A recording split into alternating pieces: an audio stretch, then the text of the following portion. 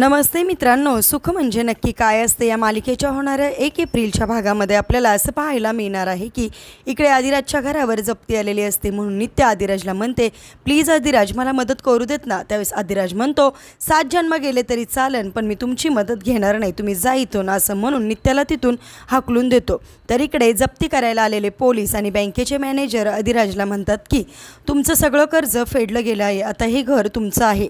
त्यावेळेस लगेच आदिराज म्हणतो, माझं कर्ज कोणी फेडलं? तर इकडे गाडीतून गाडीची काच खाली करत शालिनी, अजून कोण तुझं कर्ज फेडणार, असं शालिनी बोलते। आणि इकडे लगेचच आदिराज म्हणतो, शालिनी शिर्के पाटील। आता खरोखर आदिराजला शालिनी शिर्के पाटील हे सगळं काही नाव ऐकता त्याचा पुनर्जन्म आठवेल का, आणि आदिराज खरंच आता शालिनीची मदत घेईल का नाही घेणार? तुम्हाला काय वाटतं कमेंट करून नक्की सांगा। आणि असेच मालिकेच्या पुढील अपडेटसाठी तुम्ही आपल्या रंजक मराठी चॅनेलला नक्की सबस्क्राईब करा। थँक्यू।